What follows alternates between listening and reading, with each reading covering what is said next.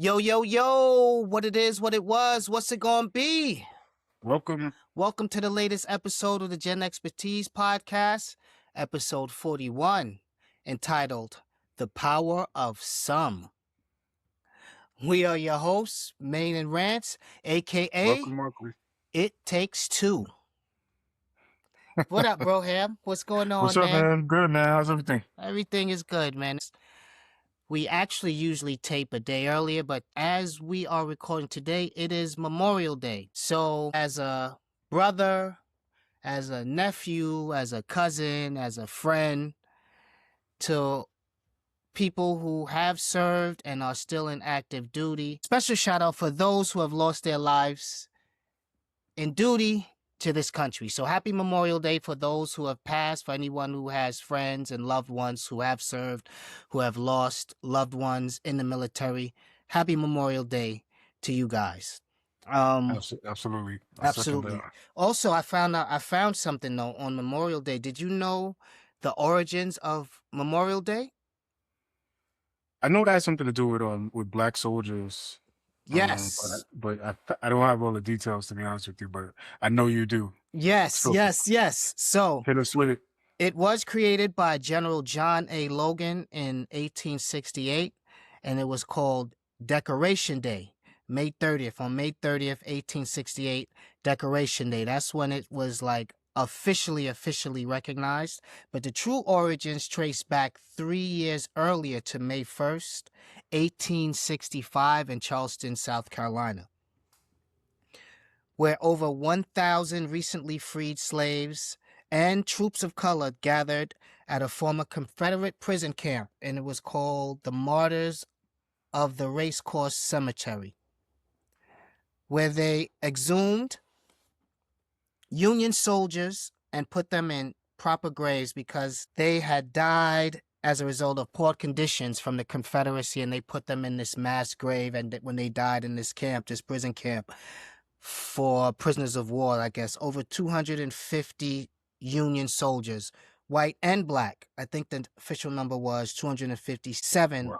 And they exhumed them and they reburied them and they put them in proper graves and they sang hymns and they placed flowers. So that's the unofficial origins of Memorial Day. May 1st, 1865. And I Interesting. did not know that. Yeah, I didn't know that until you just said that today. Yeah. So it's very interesting. Yeah, I did not know that. So happy Memorial Day to those that have served, that have given their life for this country. Salute to you guys. Mhm. We also lost a hip hop icon. Yeah, man. Rob Bass. Yeah, Rest in peace to Rob Bass. rest in peace to Rob Bass. Yeah, man. Rob Bass, that song was a big deal. It You know, takes two. to say the least, man. Like, Mm-hmm. I remember that summer going to the pool in Roberto Clemente State Park, right? And that song, I just remember that song playing over and over and over. Because when you go to Roberto Clemente State Park, it's right in the middle of like River Park Towers in the Bronx, right? Like, Mm-hmm. so it's a kind of a, I guess, famous or infamous, however you want Both. to say it. D, all of the Um, above. yeah, it's kind of a famous, and at the time, I was living on Cedar Avenue in the Bronx, and we would just kind of make our way from Cedar all the way to River Park Towers, and then wait on the line to get into the pool over there, in Roberto Clemente State Park. And as you're waiting there, a lot goes on out there because they know that there's families, there's kids out there waiting to get into the pool. And so there'll be ice cream trucks, there'll be people with their cars just blasting music. And I just remember like the summer that It Takes Two came out, it was just blasting over and over and over. Like Oh my goodness. you could not escape that song for anything. Like there was no way you could go. But Mm-hmm. but I have this vivid memory for some reason of that summer, like standing on the line waiting to get into Roberto Clemente Park, into the pool. Mm-hmm. And just hearing that song over and over Every and over. It was like, car. yeah, it was like the soundtrack for that summer, right? Mm-hmm. Um, but yeah, Rob Bass definitely had an impact. Rob Bass and Easy Rock. So now we You lost lost both both of Easy them. Rock. We lost Easy Rock a few years ago, Mm-hmm. and now Rob Bass. And he was 59 years old. He had just made 59. Yeah. Um, So it's crazy, man. It's fairly young. It kind of speaks to some of the things that we talked about in terms of like health concerns and like the Mm-hmm. life expectancy and midlife versus like two-thirds life. So Yeah. it kind of hits home with somebody that young and so much a part of like the culture. Yeah. It takes two. He had to follow it up with the Joy and Pain. Then I think he had Yes, another song, Get that on was the another Dance one of Floor my too. But favorites. the Joy and Pain, the follow up. Yeah, I love that song too. Yeah, Mm-hmm. Joy and Pain.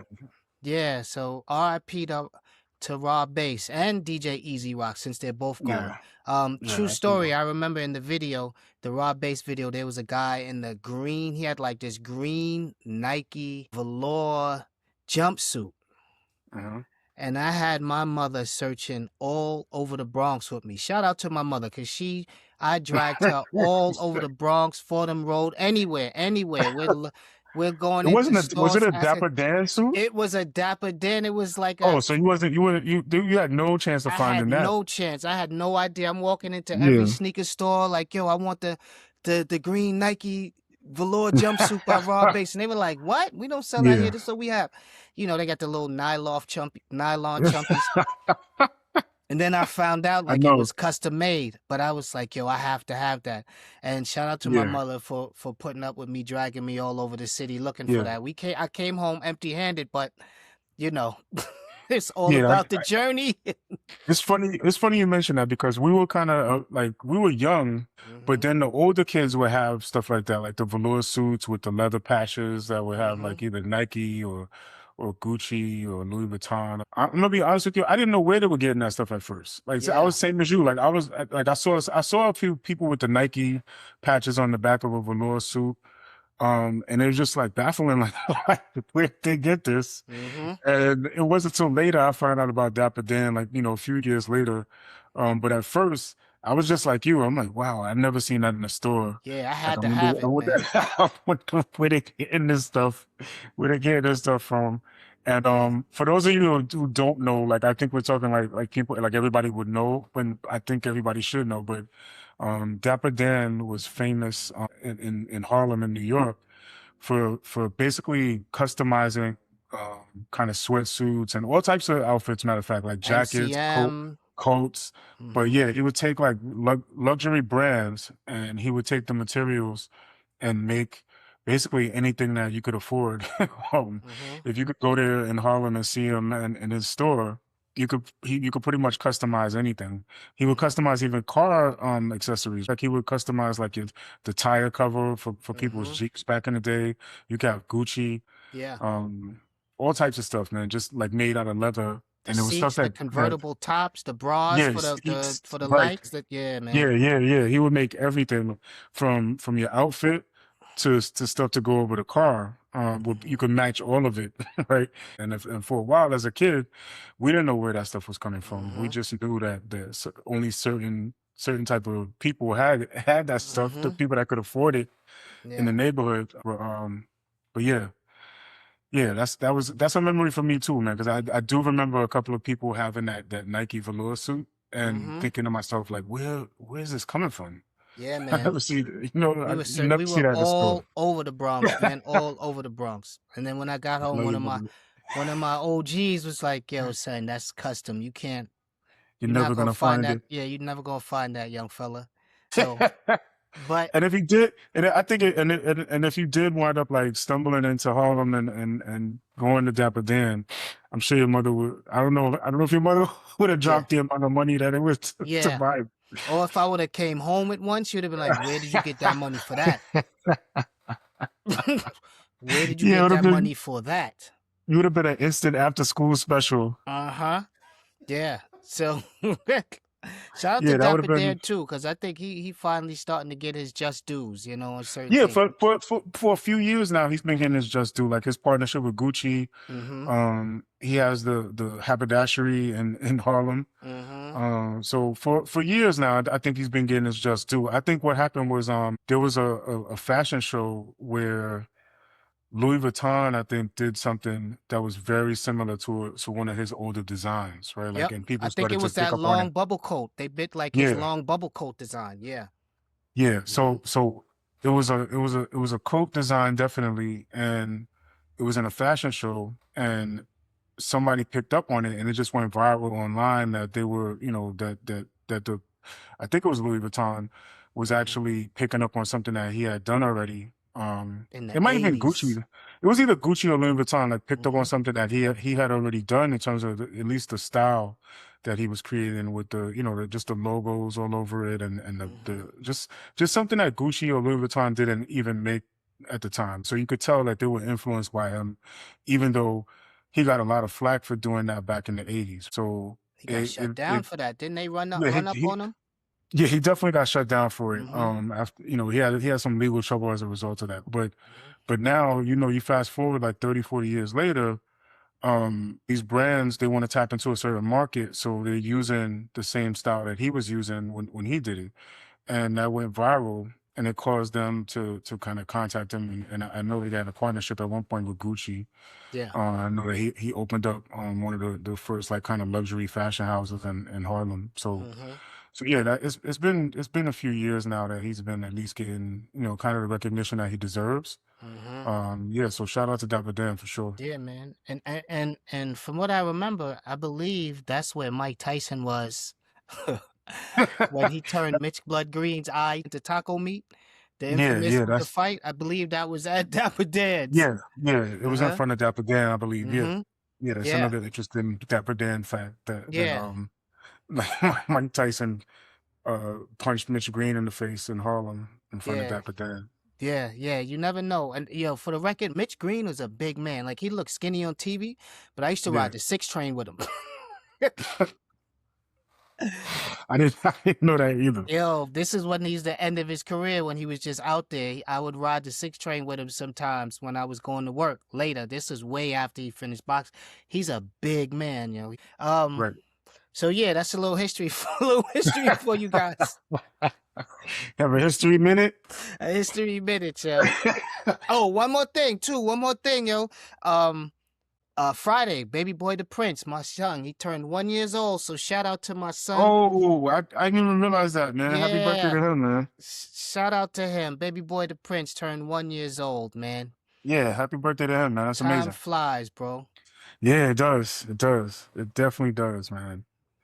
One day I may Woo. actually tell you guys the story of his how he came into this world. From the funny story about him being born. But that's another day. It's another Yeah, time. let's save it for a whole episode. Yeah, yeah. So the power of some.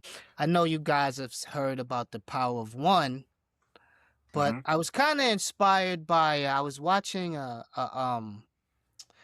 actually watching a documentary on like wolves Hmm. and the pack and also wild dogs too. So um I was looking Okay. at I look at a lot of nature, man. A lot of that's my bag. YouTube, nature shows, PBS nature, Right. that's my thing. Anything science, anything nature. So I was watching wild dogs. First of all, wild dogs, quick fact, quick nerd fact for you. Wild dogs have the highest percentage like of capture and kill rate in the animal kingdom. Their success Right. rate is like Oh, the over success rate. 80%. Okay. Okay. Basically what they do is they just hunt you down. They just run with you until you get tired. It They don't get matter how tired. many hours, how many days or whatever. And they have this crazy pecking order where they even have a nursery. They have it's crazy. They have those who hunt, those who stay back and watch the cubs. And then I was watching like wolves. And basically what I got out of it is that we're better in packs. You want to be successful? Yeah, that's a whole saying, right? Like if you want to go fast, go alone. If you want to go far, go together. Go together, an old Right. African proverb, if I'm not Yeah, yeah. mistaken. So today we're just going to talk about the benefits of not being by yourself, of grouping up, finding your tribe, so to speak. We talked about that in like our first episode, finding your tribe. The benefits, maybe some non-beneficial from being in large groups and small groups and whatever, but that's what today's topic is going to be about. So the first thing, let's just start right. Oh, and I also have a surprise. I have some of Rance's favorite group up, team up movies. Okay. Yes, sir. That is a surprise. That's a Even I'm surprise, surprised, sir. ladies and gentlemen. I am surprised as well. So we not wait. Some of my favorite, mostly 80s. I think I got a couple of early 90s in there, but it's mostly 80s because I was going through the movies, my favorite movies, and I said I have to narrow it down some way. So mostly like 80s, some of my favorite 80s team up movies. But first, let's just start off. Let's just start off with the lowest of the lowest hanging fruit. Sure. Um, Loneliness. All right.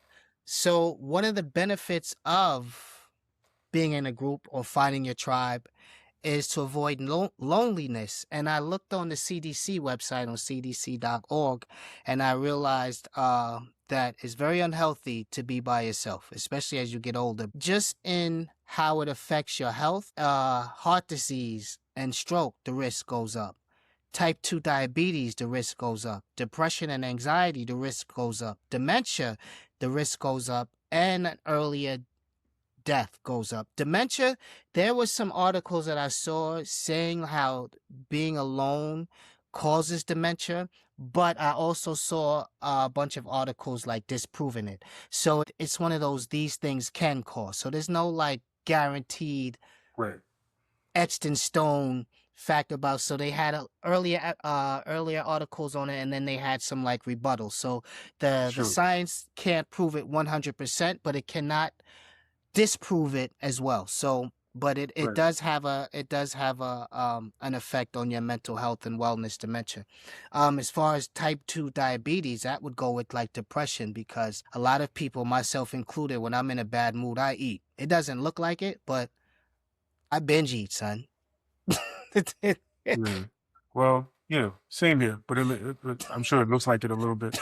But I think a lot of people do, and this is an interesting point you're making too about all the preventative kind of benefits having a group of people would have, Mhm, because this is the same benefits, I think, like almost one for one, the benefits that we described when we were talking about being married and having your wife in the mhm. home.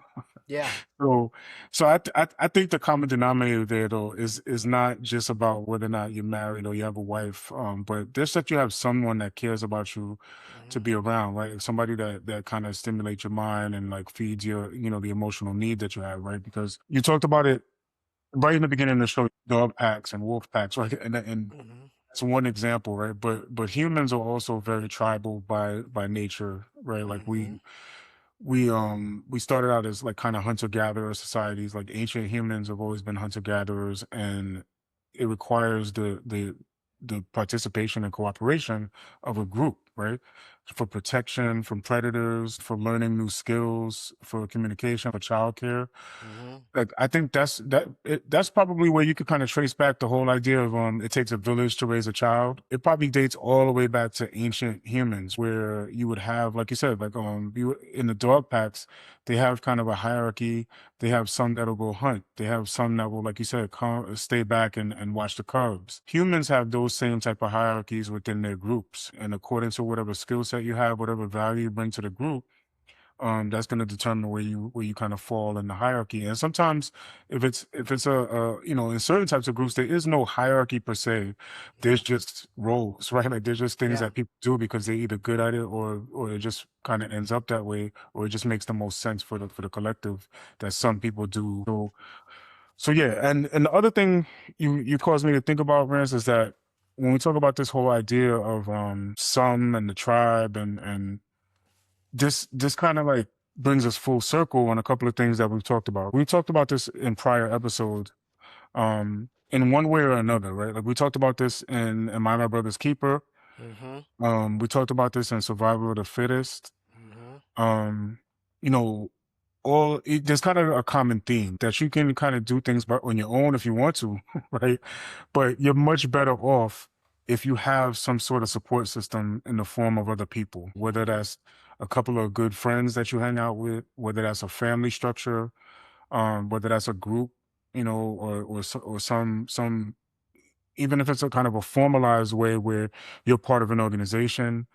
um, it just works out better for you in a lot of different ways, like socially and emotionally, and also physically, as you mhm, pointed out, if you have some sort of support system. And then you have like accountability, you have in that like like I said, the emotional support, and you have somebody that can give you new perspective, teaching you new skills is something that you have a lot better time gaining new skills if you're dependent on people that already have those skills, right? So Yeah. yeah, just a few things come to mind, man. And I think we've covered this before in different ways, but it's especially pertinent as time goes on, especially in the times that we're in now. It feels like it's especially relevant now with everything that's going on, right? I just wanted to kind of get that out because you just sparked me to think through a couple of things real quick because um we're in a situation where everybody should have some sort of support system. Like find your tribe Hmm. is a call to action for this episode because it's probably more important now than it has been in a long time. And it's becoming more and more so, right? At least in my opinion. At the very minimum, we were made to at least run in twos. we were we were made in sets. So at the very least, we should be walking around in twos. And like you said earlier times, this packs are for survival. Um Food, the Right. hunter, the gatherers, shelter, safety when we were running around naked in cloths. And it's wintertime. You need a group. You have to bundle up. You may find a cave or something. You may have to bundle up and you have to sleep in tight quarters You to got a keep cuddle. warm, just You to need a stay cuddle warm. buddy. You get your cuddle buddy, son, just to stay warm. Cuffing season, son. You know, Even yeah, cuffing season might be like it might have ancient origins. Yo, it has roots in necessity, yo. You know what I mean? And how to survive. It was about cuffing season was literally about survival back in the earliest of earliest days. So it was responsible for food, shelter, and safety. And you may not know how to make a fire. So if you're out Right. there all by yourself, you don't know how to make fire. So you need somebody who knows how to make fire. Right. You need like yeah, you need like diversity of skills, right? And you need Yeah. diversity of knowledge, right? And then if you're in a group, it's more likely that knowledge could be passed down. Because one of the oldest technologies that we have, right? And when I say technology, some people might not see this as a technology, Hmm. but it just means that we've advanced to a point where this is our way of passing knowledge, right? Hmm. But one of the oldest technologies is our language, right? Yeah. Our ability to communicate through language is probably what makes us pretty unique in a sense, right? Like Hmm. I know that other animals have ways to communicate, and there's even animals that can mimic us. Like a parrot can say a few words, and Yeah. there's been studies that show that chimpanzees can have some sort of rudimentary And conversation even with each use other. sign language in some Right. as. And Hmm. even use sign language, and Hmm. even dolphins have like sounds that they make in whales and so on, Yeah. right? But humans have like a uniqueness in terms of their ability to communicate and pass on information, remember things, think in the abstract.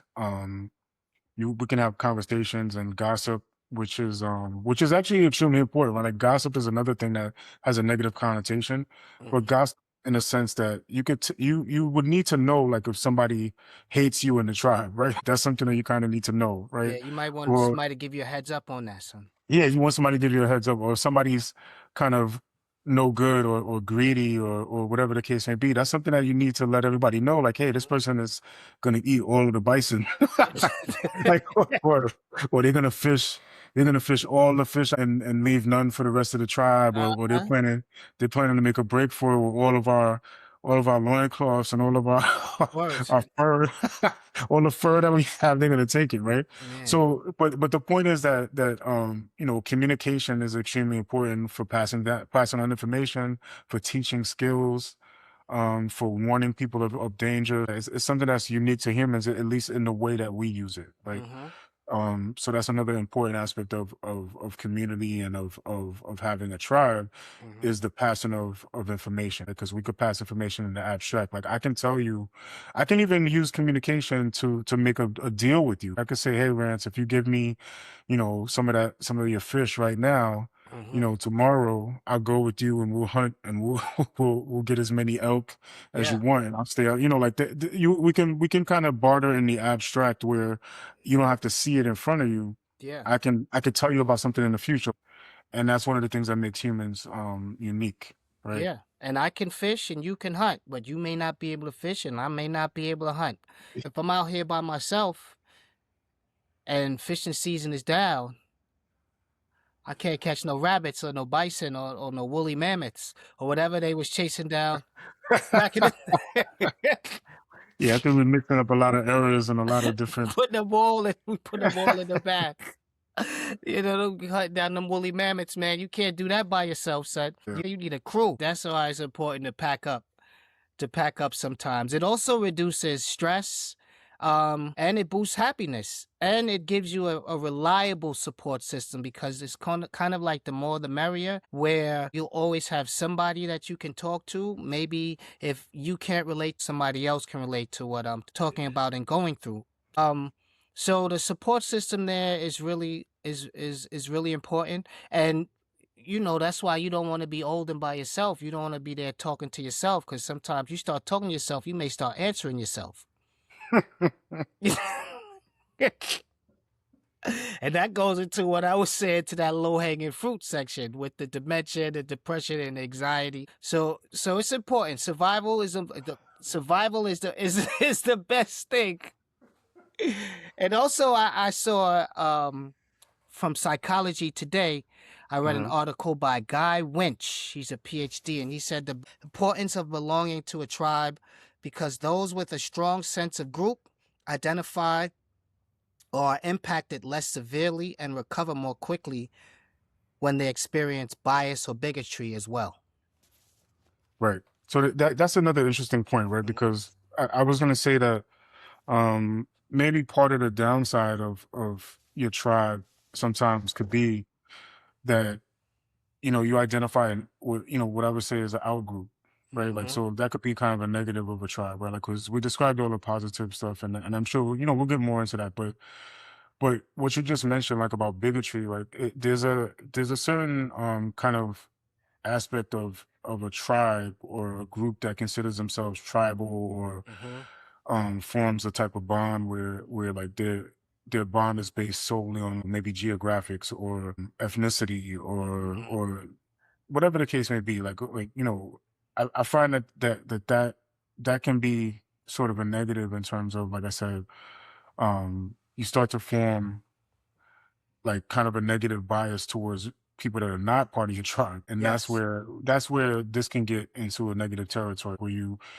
have biases towards out groups, so to speak. You start to see your tribe as the only right, Mm-hmm. and everybody else is wrong or they're out or they don't belong. What gets formed is kind of like a hive mentality where because you're so dependent on this tribe, because you're so used to this tribe, because you love this tribe, you you're willing to kind of believe whatever the tribe believes. So you kind of go along with a kind of a group think, which is helpful in some aspects. Like we were saying, like if you need to go hunt, if you need to gather, if you need to cooperate with somebody, if you need to build something as a group, these things are necessary. That people be on one accord is extremely important, and it's helpful. But then where it gets into like a negative is where you're counting every other group that's not part of your tribe as some sort of adversary or an enemy. You just made me think of that when you just to mention of bigotry, like it's just one of those things like where I feel like we still have, as much as we're kind of technologically advanced, we're still humans, right? Like we're still at the end of the day, we're still carrying a lot of our ancient programming, I should say, right? Like Mm-hmm. I guess is the best way to put it. We're carrying a lot of ancient programming, and part of that ancient programming is to stick to our tribe and stick to our group, and kind of be a little defensive and leery of those that are not part of that immediate group, right? At Yeah. least at least that can be the case. Yeah. If we allow if we don't allow our reason to kind of like you know, get the better of that, then that's where it can go. Even to the point of like, war and kind of chaos can ensue as a result of that. And we've seen that throughout history that groups form and Mm-hmm. then they kind of see every other group outside of that as some sort of adversary, a competition for resources and a kind of a scarcity mindset takes hold as well, right? Yeah. So that's some of the negative aspects of, I guess that's what they call tribalism as well. Sure. Have you ever read Sapiens? No. So Sapiens is an interesting book. It's by Yuval Noah Harari, if I'm pronouncing his name right. But it's basically a short history of humankind. right? Is I guess the subtitle of that. But Sapiens talks a lot about what we're basically what we're describing. Like at least it starts with that. It starts from like ancient humans with Neanderthals and Sapiens. Mhm. And just like what happens if a competition ensues for resources and some of the things that can happen as a result of that, good and bad. The tribe or having your group that you depend on can be your saving grace, right? Like it could Mhm. be what actually saves your life at the end of the day, but it can also be what causes you conflict with every other group, and it could be based on differences that you've manufactured as a result of being part of some getting used to just thinking in a certain way. Some of the differences that we have are completely manufactured. So but yeah, Sapiens by Noah Harari is definitely a book I'd recommend. Mhm. That is probably a topic for a different time, but it definitely starts out with ancient humans and our need for the tribe. And there's your book. And Yeah, we haven't said that. We haven't I said didn't that in mean a minute. We've been saying books, but we haven't thrown out the to. there's your book. You know what I'm saying? Yeah, check that I'm out. Sapiens by Yuval Noah Harari. gonna have to He's check that actually out. I'm thinking I he's don't read it. actually pretty he's pretty famous nowadays, man. If you look him up on YouTube or you just look him up on social media, you're gonna find many clips because he talks not only about kind of this idea of tribalism amongst humans, Mhm. but just a lot of he has a lot of opinions about even contemporary times, like where he talks a lot about artificial intelligence and where he thinks that's going to lead us, stuff Mhm. like that. And you may not agree with everything he says, because I certainly don't agree with everything that Noah Harari says, Mhm. but he gives you a lot of good food for thought, I should say, because there's nobody I 100% agree with anywhere. But I enjoy listening to what he has to say in his interviews, and I enjoyed his book. It Mhm. gave me a perspective that I didn't have before on humans and the way we're interacting, and this whole idea that we're working on like kind of an ancient programming, like we're our operating system hasn't really changed much, right? Like Mhm. we've become more advanced in more complex ways with money and Mhm. technology, but at our core, we haven't changed a whole lot in terms of our kind of core programming. The idea that there's like pros and cons of being tribal is something that I think people have been studying for an extremely long time. But I'm just like kind of coming to the realization that we haven't changed a whole lot since ancient humans. Yeah, we're still functioning on that analog, Yeah, was and that original yeah, analog programming. right. We're still functioning as if there's kind of a danger out there that probably isn't anymore. Right. Like Mhm. we function as if there's a scarcity of resources, and then we function as if every other group is an adversary or a threat to our resources. Right.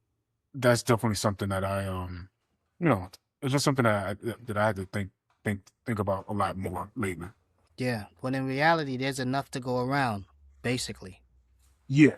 You know? My bad. I had to plug in my technology. I had something unplugged that was about to die. So I have a little technical Little tech technical support. difficult. Yeah, thank God you're our in-house tech support. Yeah. Yeah. Thank goodness I know how to read error messages quickly and remedy Yeah. things. Mm-hmm.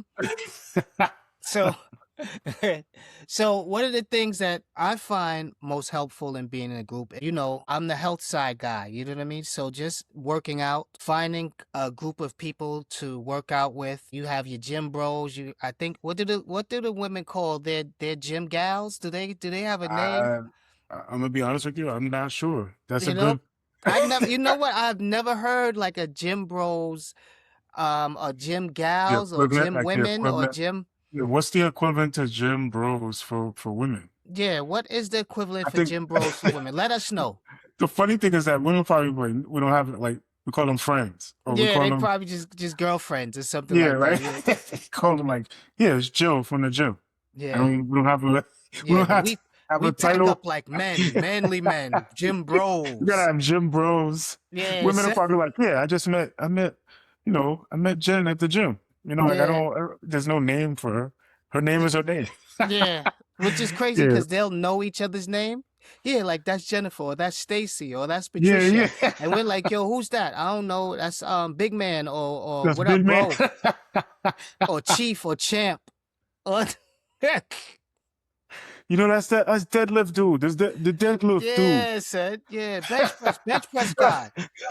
You know, and we You know, describe the yeah, spotter. we describe dudes by people by like what they're wearing. You know, like yo, you You know the know, guy with the cut off sleeves and the you know backwards hat every the day. dude, cardio Kev, Yeah. cardio. He does all the cardio. He don't really mess with the weights, cardio. Yeah, man. Oh, yeah, yeah, yeah. I know him. You know his name? Nah, I don't know his Nah, name, we but just I call him know. cardio. Yeah, he was.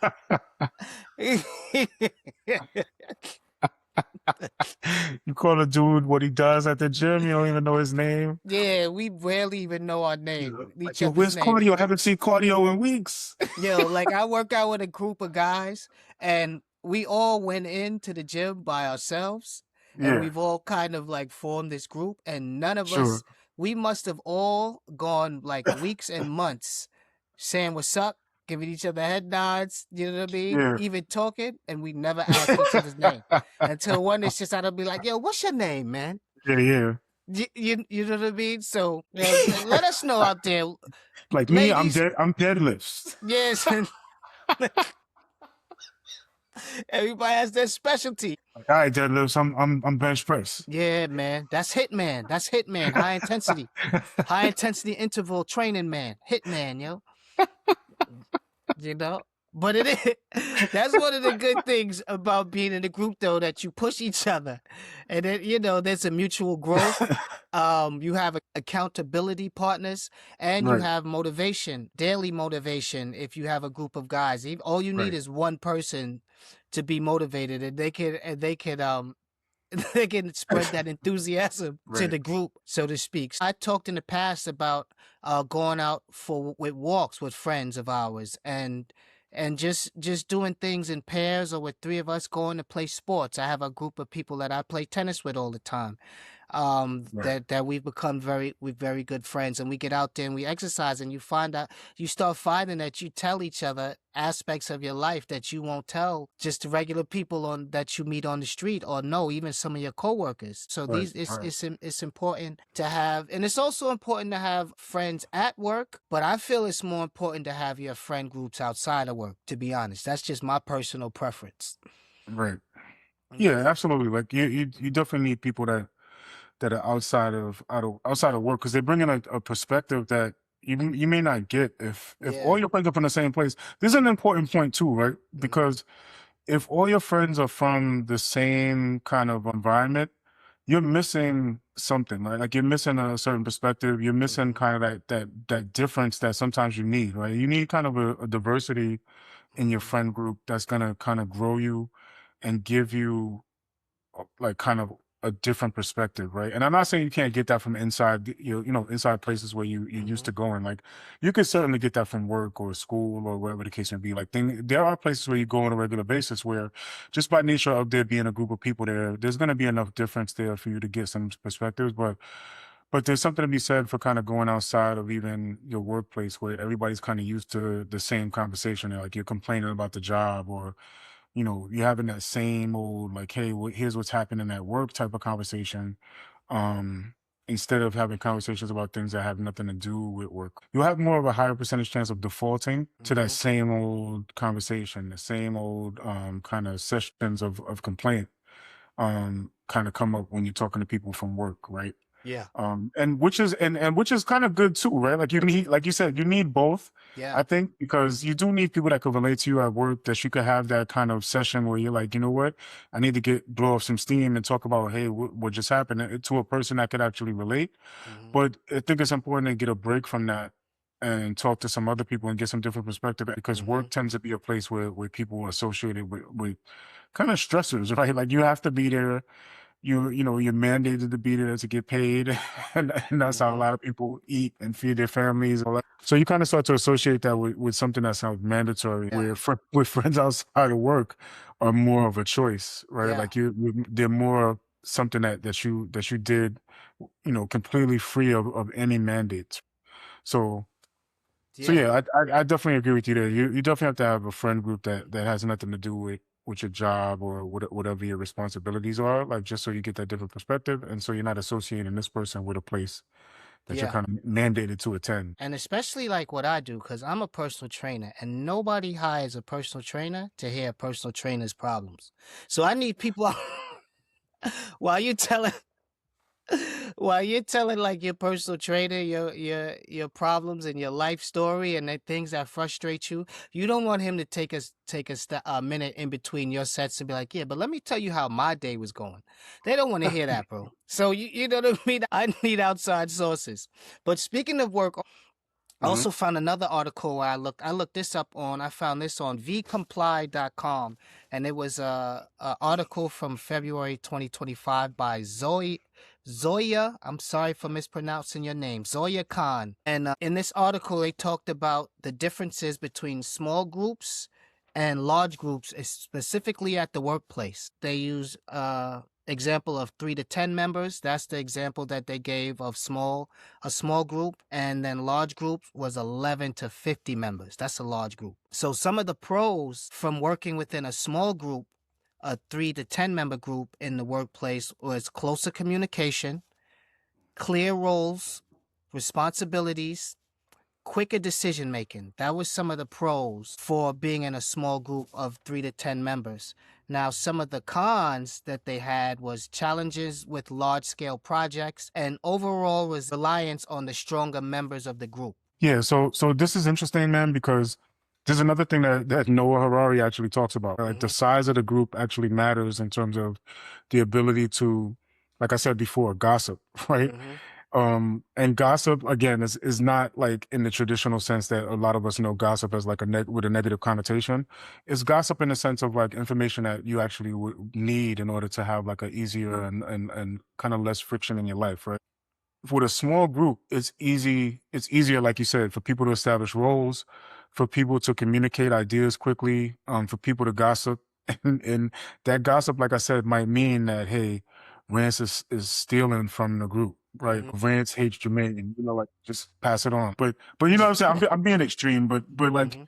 but that's part of the idea, right? Where is the larger the group gets, the harder it becomes to kind of communicate these ideas. And stuff like establishing even roles and kind of hierarchies of leadership and hierarchies of who does what basically is a lot easier when the group is smaller. Like a corporation, um, upwards of like 150 people, at least according to Noah Harari, is like 150 people is kind of the limit to which you can have a strong bond with Mm-hmm. with people, right? Like where you're in in a lot of communication and you know about these people, right? Like you can know 150 people. Right?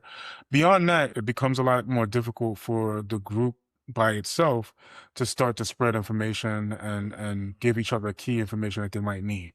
I can lead 150 people myself, right? Or 150 people can understand me as the leader. But once you get past that, you get into thousands and thousands of people, you got to break up into like different types of hierarchies where you created departments. So you mentioned a corporation. And a corporation, once you get into the thousands of people, you need an HR department. You need that personnel, right? Like you need IT, you need like finance, you need all these different groups Mm-hmm. that are specialized in order for those groups to form groups that are small enough and kind of manageable enough to communicate with each other effectively and to be effective at their role. Because you've gotten so big that one person can't be just the leader without some sort of groups subgroups that are assisting with that, like Mm-hmm. and just in terms of communication. That's why corporations have even a whole comms department. They have a communication department for that reason too, right? So yeah, so it's just one of those things, right? Like the tribe gets gets big Yeah. and it starts to change its dynamic in terms of communication and who's going to do what. It starts to change its dynamic in terms of how leadership looks. You can't just be the alpha. Like if there's 100,000 of us, you're Yeah. not. You can't just be the alpha, right? Mm-hmm. Like it doesn't work that way. We have It's to have easy to subgroup. hide things from you now. Yeah, exactly. It's Mm-hmm. easy to hide things from you, and it's easy to hide things from each other. It just becomes more difficult to even try to communicate those things. The bigger it gets, it becomes unmanageable. So Yeah. you have to kind of slice it up into more manageable chunks, so to It's speak, kind right? of So like the law of yeah, diminishing returns. And that's a good sort point of. Yeah, sort of. because that's what they said about you basically hit it right on the head when they said the large groups of 11 to 50 plus, and Right. the pros, there's a diverse perspectives and skill sets. So where you have the smaller group, they may be good at a lot of things, but not great at one thing. So the Sure. more people you have, the more you have somebody with a specific set of skills, and that's when you talked about breaking up into HR, operations department, such and such. Sure.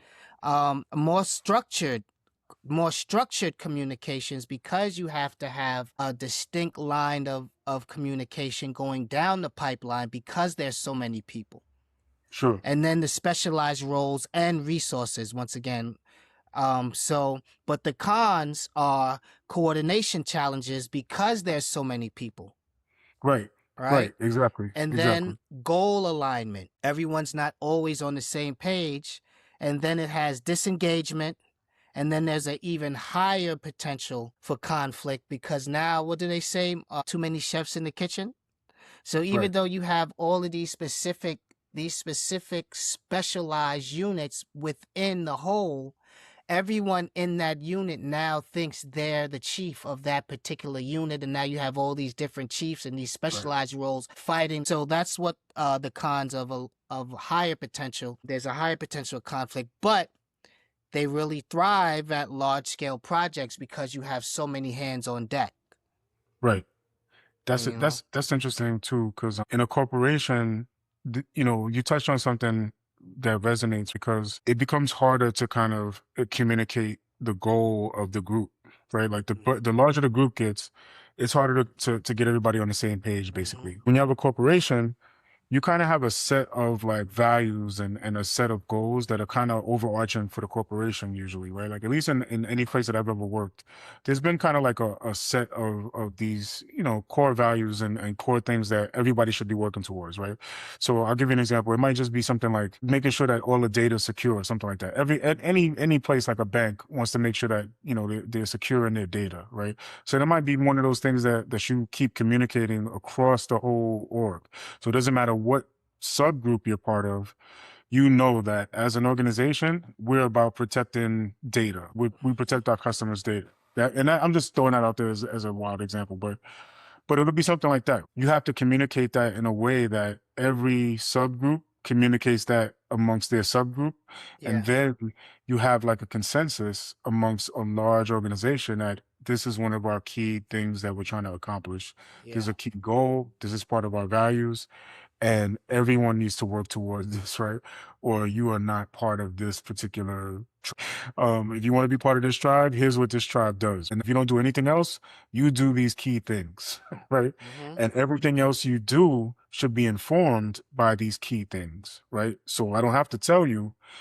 You'll be able to look at these key things and say, does what I'm doing right now fall into these categories, or does it help these overall goals? If not, then maybe it's something that you should talk to, you know, talk to the subgroup about, or talk to whoever's leading that subgroup. So alignment is extremely important when you have bigger groups. The how to achieve alignment becomes more of a challenge, but it's definitely easier when you have a smaller group. Yeah. And this is a true story. In one of the places that I worked, they had become so big that the owner of the place, the CEO or whatever, they would have like weekly calls, and I would literally sit in the office and listen on meetings while they while they said, "Don't tell them this, don't tell them that, don't tell them this, don't tell them that." While they just basically fed information what they wanted that person to know.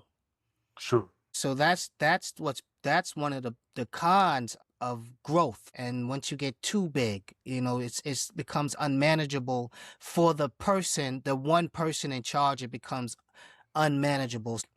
So Right. that's the pros and cons of large and smaller groups in the workplace. So I've been waiting for this, son. I got some movies here, bro.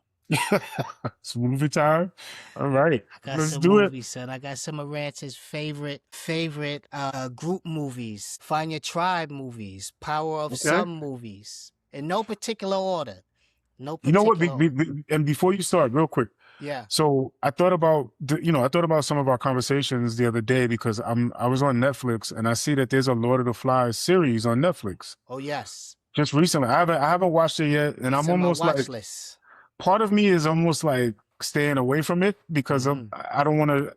I don't know. That story kind of resonates with me so much because we had to read it, and Mm-hmm. because I kind of, I get it, right? Like the lessons in that story, kind of stuck with me over the years since Mm-hmm. we, since high school basically. Yeah. So I'm kind of nervous about watching it because they split it up into like I don't know, like 7 parts or 8-part series or something like Ooh, that. And I it's gonna noticed take that me a year to watch. each episode, I don't know how long the episodes are. It might be 30 minutes, something like that. Because sometimes they slice these up into like really short, easy Mm-hmm. to consume. But I noticed that each episode is named after one of the main characters, right? Oh, And I'm like, really? wow, this is gonna be interesting. There's like Yeah. a Frodo episode. There's like really a There's like Gandalf look, I episode. think it's like Piggy and Okay. whatever. I forget all their names, but Oh, not Lord Lord of of the the Flies. I said Lord of the Lord. Flies. Yeah, I'm saying you said Lord of the Rings. I'm thinking I Lord said of Lord the. of the Flies. You did? I Oh, thought I said Lord of I thought you said let's re- Lord of the let's Rings. rewind But it back. okay, we talking about Lord of the Flies. Yeah.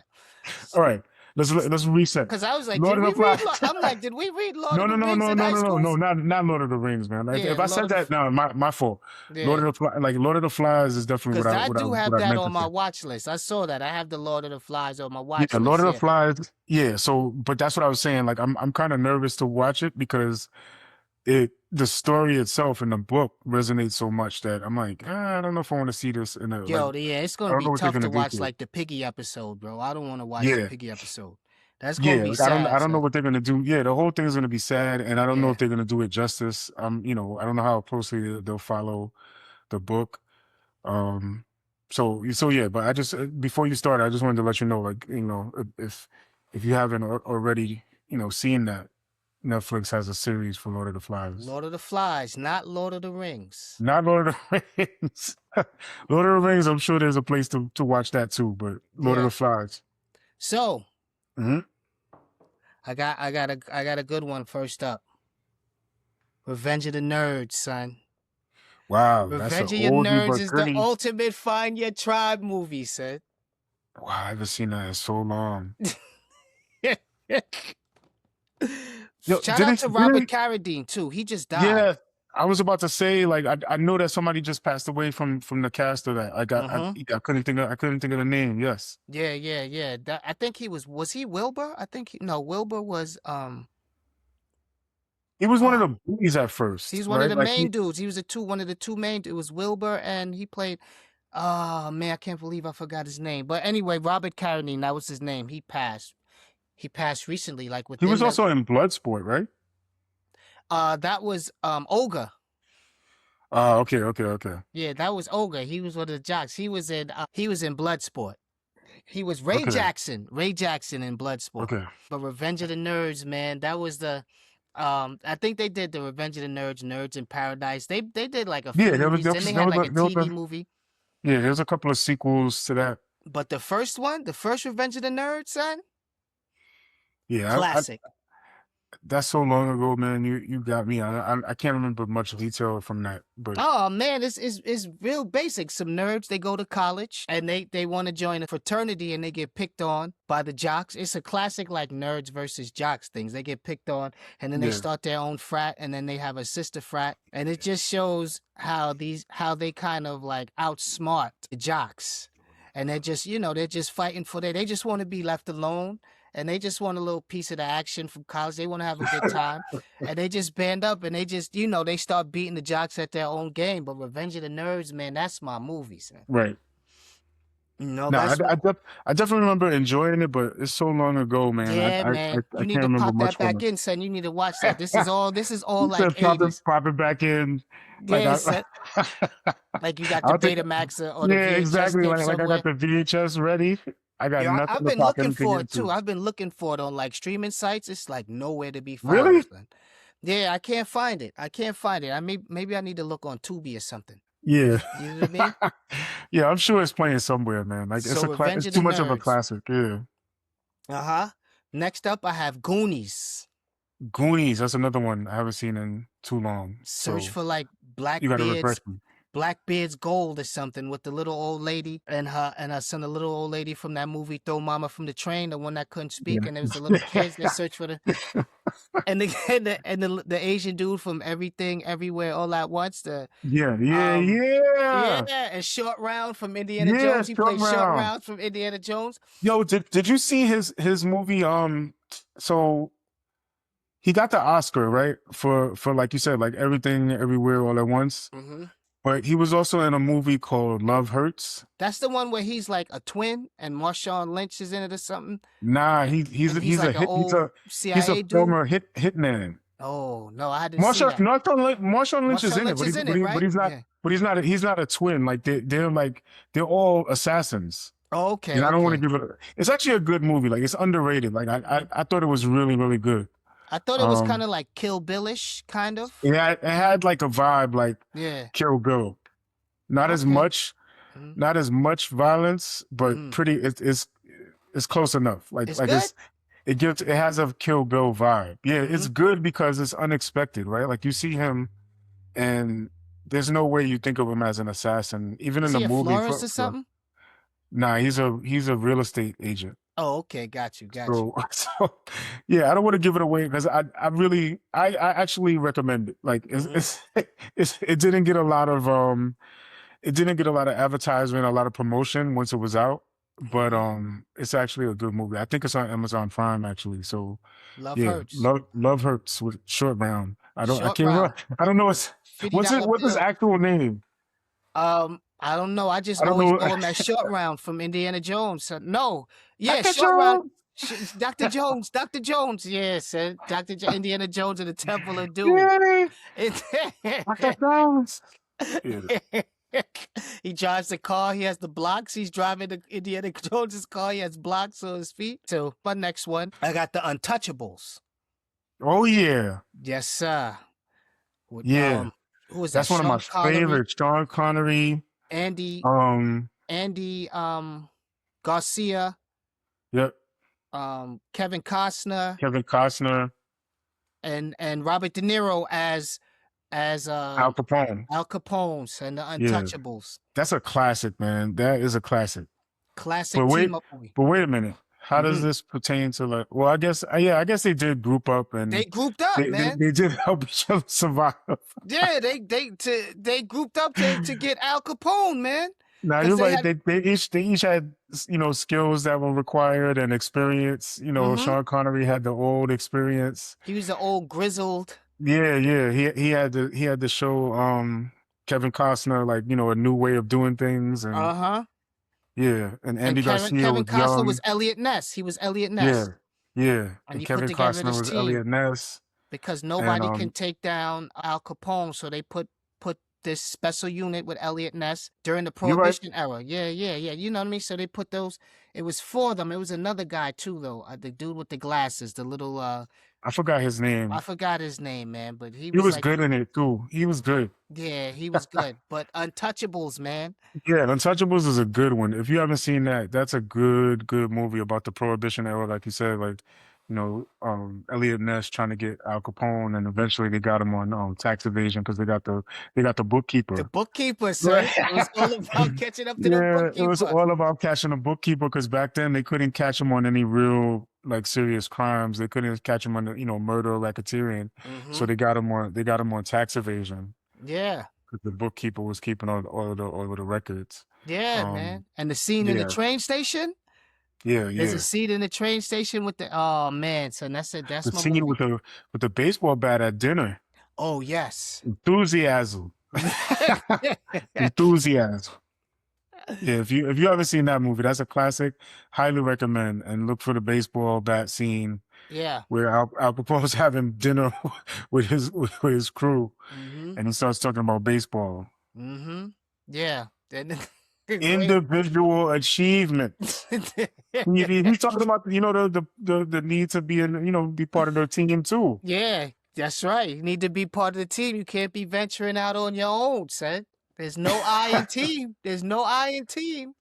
Yeah.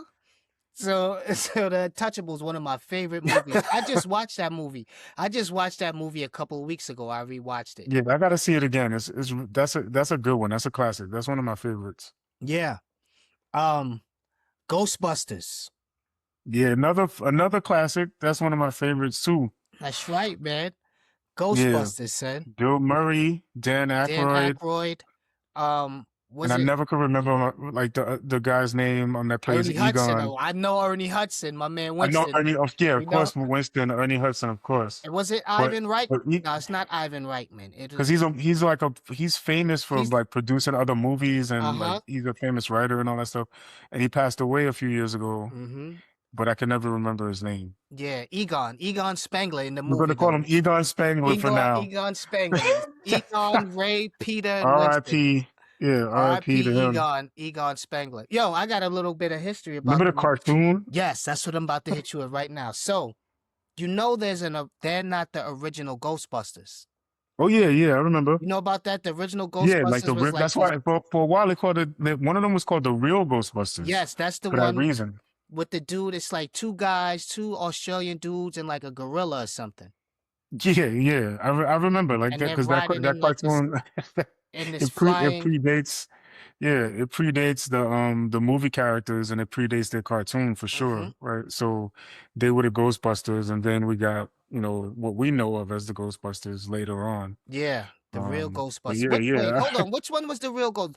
The first one was the real, or did they I don't call the that one? That honestly like I'm mixing them up now, but I don't remember yeah, which one they called the real Ghostbusters. but it I was think the weird. They one that had we like an know. accordion, and they were like in a flying car, and it was two Yeah, guys and like a it was. I never played it any mind gorilla because catching ghosts. once I realized it wasn't the Ghostbusters that I knew of, I never Yeah, watched it. To be honest with you, like I only watched the one that was kind of like the movie. yeah, So man. I never watched that other one. Never, ever, ever. Yeah, it was one of those things when it came on. And I was like, "Oh, No. Ghostbusters cartoon is coming on," and I went to watch it, and I was like, "What is this? This is the Once I original." realized, I was done. Yeah, that was it. I was all out, you know. So Ghostbusters, that was a good movie, man. Ghostbusters 1 and 2, you know. And that's Um, another one that shows the example that you talked about, like people coming together because they have different skill sets and different perspectives, and mm-hmm. they get together to fight the ghosts and get them out of Zoza, the yo, city. Zoza. Yeah, yeah, yeah. The gatekeeper and the key master. Yes, sir. Rick Moranis was like, Yeah, yeah, yeah, yeah. yeah. Was that and it was Sigourney Weaver? Sigourney Weaver, yeah. Yeah, Sigourney yeah, Weaver and Rick Moranis was in it too. yeah. They were, That's a classic, man. That's kind of star-studded too, right? That's a classic movie. uh-huh. But yeah, it speaks to the whole idea of people getting together and forming a group and holding each other accountable and protecting each other. Mm-hmm. Even though, they were so different, that's a really, really big diversity in their group in Mm-hmm. terms of like their mindset and their knowledge and all that stuff, right? Yeah. Um, yeah, yeah, that's a good one. Yeah, so I said Goonies, Ghostbusters, Untouchables. I said Revenge of the Nerds. I have I tried to remember them too. I should have wrote them down. I tried Going off the top of the dome right Oh, now. Major League. Major League. Major League. Yes. Charlie Sheen as the Wild Thing, about the terrible Cleveland Indians team. Had my man Wesley Snipes as Willie Mays Hayes up in there. That was a good team about going from worst to first. Major Mm, League. must You be didn't good. see a lot of the sports I movies. never. No, I never watched Major That's my League, to be Joy honest said. with That you. was I funny, man. probably seen it in bits and pieces, to be Hmm. honest with you, but I never really paid it much attention. That's early Mhm. Wesley Snipes too, son. That's early Yeah, Wesley Snipes. yeah. That's like one of his first like real roles. But It's funny because he played a baseball player a couple of times too. You ever seen the movie The Fan? yeah, with With Robert De Niro. yeah, with him and Robert De Mm-hmm. Niro. Mm-hmm. Yeah, I was just telling somebody about that not too long ago. How like in the movie he's in a slump. He's having problems hitting, Because he doesn't and have his number. he finally hits, right? Mm-hmm. And he gets interviewed at a post game interview, and somebody asked him like, how did you get how'd you get it back? How'd you get your mojo back? Basically, he's like, I just stopped caring, Yeah. and that kinda set off Robert De Niro's character because Robert De Niro's been following this guy and he's been rooting for him the whole time, Mm-hmm. and to hear that he stopped caring, for some reason that snapped Robert De Niro's character, and he started stalking him after Yeah, that. he went Like, yeah, bonkers. yeah, that was crazy. He went That movie, bonkers. yeah, that movie's crazy. He went bonkers, yo. Here's another fact. Wesley Snipes did not know how to play basketball when he got the role for White Man Can't Jump. They had to teach him. What? They had to teach him. He never played basketball a Like day in his life. never, like not never a Never. pickup game, never Never. like Because you know he's a skipping martial around and artist. Nope. but never like, come Nope. on, man. Where Nope. did he grow up? Like He grew up so in he New never- York too. He's from New York. but he never ever Never went to the played park and picked up a basketball. basketball and He started was just playing in the ball. martial arts. They literally had to teach him how to play basketball on set. And because this is, you can look this up. This is documented. The you know what? director, It's the crazy to me. director is It's on crazy record as because saying this in an interview. it's crazy because growing up in New York, you didn't have to be like really that good, but basketball is going to happen, right? Like it's gonna basketball just happens. Not for Like, you know, everybody. if you grow up in New York, it's happening. Like you're gonna find yourself playing basketball in all types of places, all types of situations. It doesn't matter if you're good, if you're bad, if you suck at it. Yeah. Basketball is happening every day. Yeah. Wesley was in the I don't, dojo I though. don't see son. how he avoided that. He was Okay, in the dojo. well, B. He's like a 10th degree black belt in I Shotokan get and all it. types of Of disciplines. course, I'm not Yeah, but surprised at that. Like yeah, they had to he's a teach him great how to play martial artist. basketball, son. And they said that he was so athletic that he sold it. That's why when I heard it, I was like, get out of here. I didn't believe it. But he sold it because of his athleticism. Woody Harrelson hooped. He played like high level high school Yeah. basketball and stuff, but Wesley didn't. And they said he was just athletic enough where they can use certain camera angles to make him look like he can play basketball and he can shoot. You know who else is a hooper that doesn't really look it?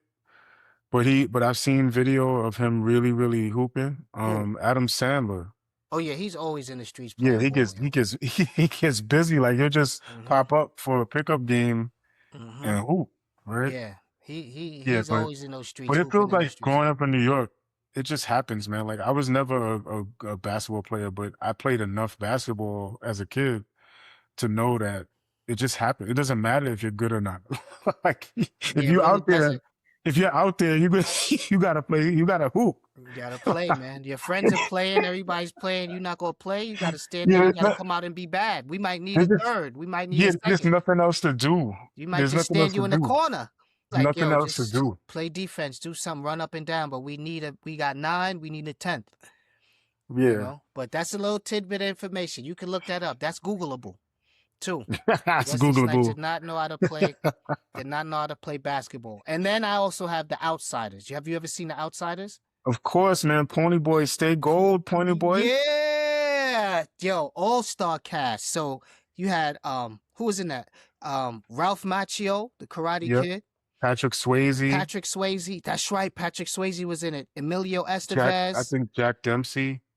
C. Not Thomas Jack Dempsey. Howell. C. Thomas Howell was in Yeah, it. C. Thomas Howell was Pony Boy. Was Pony Boy. Yes, he was Yeah. in it. Is oh it my Jack God. Dempsey? Who? I think maybe I'm saying the name wrong. I'm thinking Jack like Dempsey, the boxer? No, man, no, no. I'm looking this up because I can't Yeah, let this go. let's look this up, man. I can't let it go because it's funny because my daughter has to read the book for school. Uh-huh.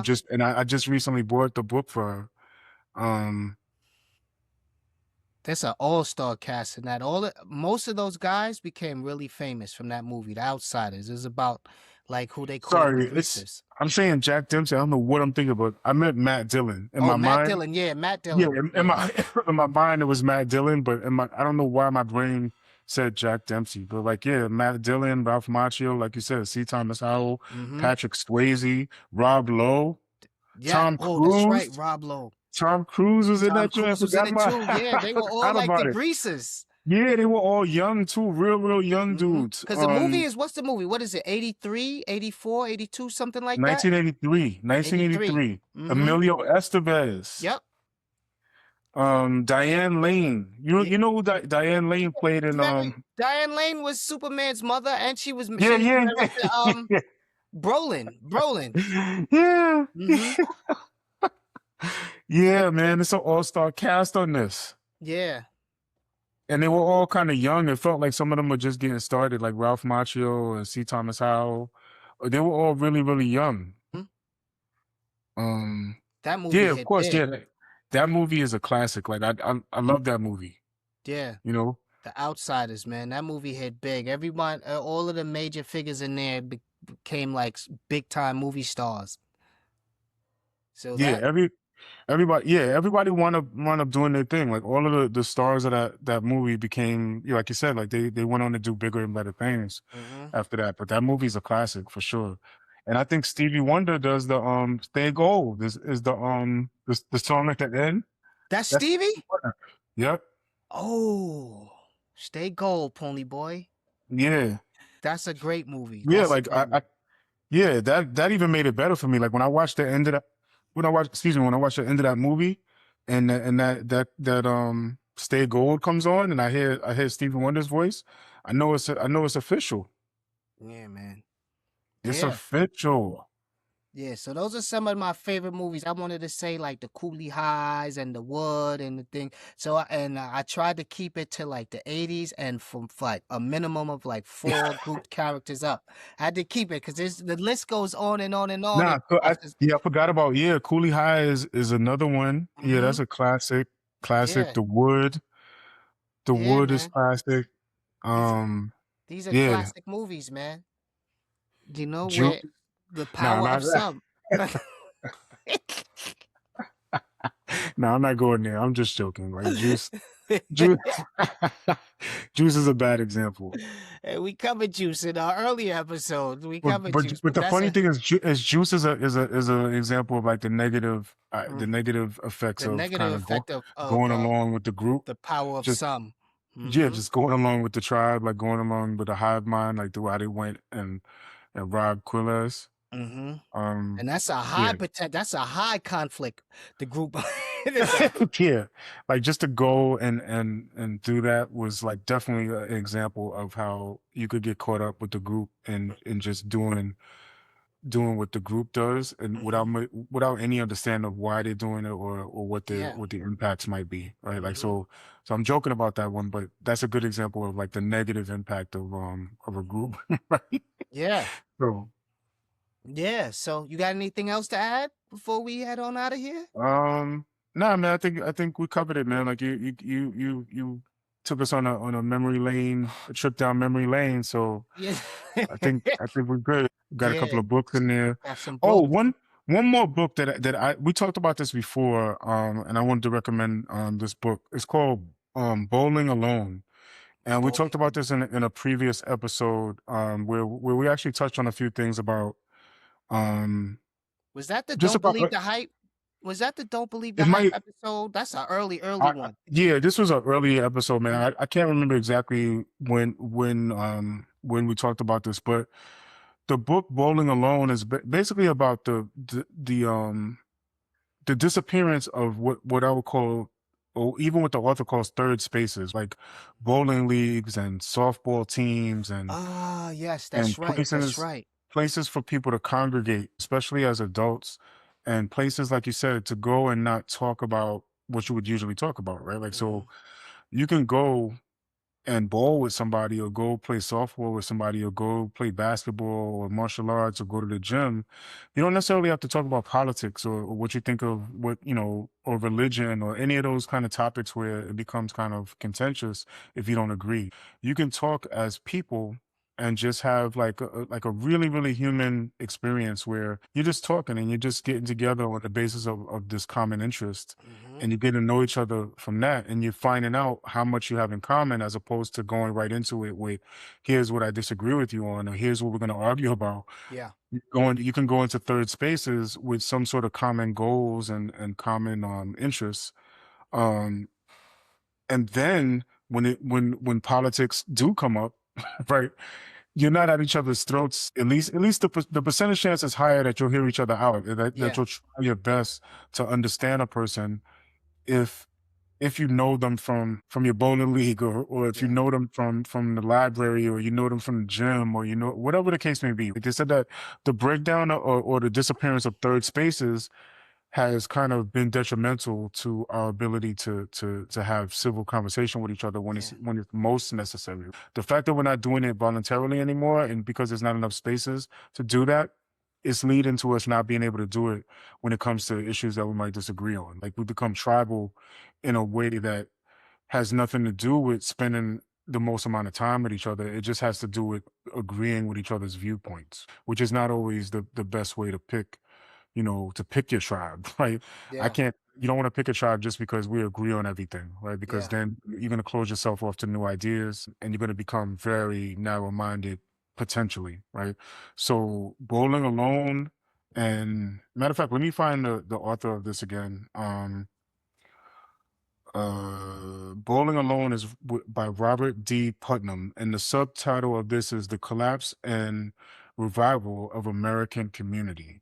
So again, it's really all about forming these groups and forming these tribes that have nothing to do with kind of like a mandate, so to speak, right? Like you're doing it because you enjoy it. You're doing it because just to be around each other is your natural state, right? yeah. So check those books out. Yo, you know what movie was good too? I just thought Time Bandits. You ever Hmm. seen Time Bandits with the dwarves traveling through? You ever seen that? No, no, Yo, no. son, you need to take. I mean, I know of it, but it's Yeah, one of those movies where I I just thought mean, of that. That just popped in my head for some reason. There's a movie called I Time Bandits know, I definitely know with of it, some and dwarfs that I travel remember through it. time, and they still they still Yeah, like that's one of treasures those. through time, yo. Like Sean Yeah, Connery's in it. That movie, my father took me to see that in the movie theater. Either my father or maybe my mother. But I must have been like 6 years old. That just popped into my mind. But that's a funny movie. I heard them remaking it too. yeah, But those are that's one we of those. got you some movies and some books. Yeah, that's one of And those that got past me, and I let it get past me. yeah. So this concludes our latest episode of the Gen Expertise podcast, episode 41. Shout out Yeah. to our now day 41s. Our day Oh, ones. Go ahead. before we go, sorry to cut you off again. Finland. We need to talk real Oh, quick Helsinki. about like yeah, just a special thanks to, to Yo, Finland whoever because is I don't out know there in who is in Finland, Finland. Yes, somebody in Finland is listening to our podcast because every once in a while, me and Rance will go take a look at the stats. Right, we'll look at the locations because we want to know where our listeners are coming from. Right, mhm, so we look and we see a list of different places. Right, sometimes there's different countries there, but we've been seeing pretty consistently Finland on Finland. there on Helsinki. Yeah. Um, And we gave you a so shout out early, like some episodes back, because I right, think when you right. first, but whoever you are, Whoever you are, you've been pretty consistent and yo, just want to say shout out thanks. to I you. don't, like the fact that somebody in Finland is relating in some way or listening or Hmm. maybe monitoring us. Hmm. But Yeah. whatever whatever Yeah. it is you're Whatever. doing, whatever it is you're doing, Keep doing it. shout out to Shout out you to you. because I just find it interesting and shout out to you for listening. And if you're getting something out of this, if you're enjoying this, if it's entertaining, or if you're getting just some good information sometimes, which is one of our goals. Yeah, shout out to whoever is Yeah. listening to this in Finland. In Finland. That's Shout right. out to you. Shout out to you. You got the doubles. You got the early shout out. Now you're getting another a re shout out. Cause I'm Yeah. like, yo, Finland is holding us down every week. Yeah, Whoever's listening to that episodes out in Finland, shout out to Lou. Salute to yeah, you, yo. they're as consistent as we are, right? So Yeah, we yeah. gotta shout them out. That's right, man. So shout out to Finland day one and everybody in between. And as usual and as always, shout out to our day one. Day one. And you know what, man? Since we are prolific. That's right, my brother from another mother. Since we are prolific, we will be back same Gen next time, same Gen next place next week. Peace and power to the podcast. Power to the podcast. Peace.